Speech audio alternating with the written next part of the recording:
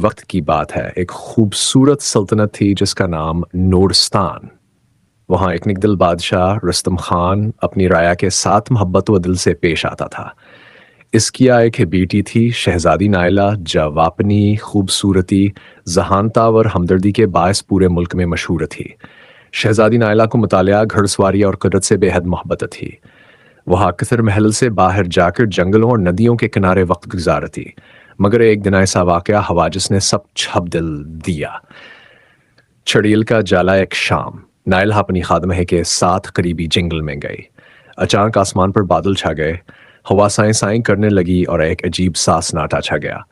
خادمہ ڈر گئی اور واپس محل کی طرف دوڑ گئی، مگر نائلہ نے ایک سنہری پر دیکھا جو اسے جنگل کے اندر کی طرف بلا رہا تھا۔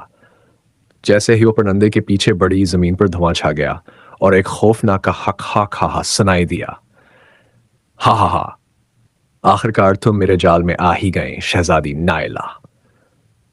یہ آواز ایک بدصورت جادوگرنی چڑیل ظالمہ کی تھی جو کئی سالوں سے جنگل میں چھپی ہوئی تھی۔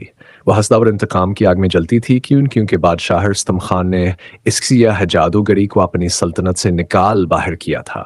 ظالمہ نے شہزادی کو اپنے جادو سے قید کر لیا اور ایک اونچے پہاڑ پر واقع تاریک قلعے میں لے گئی، جہاں نہ سورج کی روشنی پہنچتی، نہ خوشبو، نہ زندگی کی کوئی مہک ہے، نہ نورستان کا سوگ۔ جب خادم محل واپس پہنچی اور نائلہ کی گمشدگی کی خبر دی، پورے محل میں قہر مچ گیا۔ بادشاہ نے اپنے تمام سپاہی جنگل میں بھیجے، مگر نہ شہزادی ملی نہ ہاس کا کوئی نشان۔ شہزادی کی یاد میں پورا نورستانہ فسردہ ہو گیا، گلیوں میں خوشیاں دم توڑ گئیں، قلعہ سناٹے میں ڈوب گیا اور بادشاہ کی آنکھوں سے آنسو تھمنے کا نام نہیں لیتے۔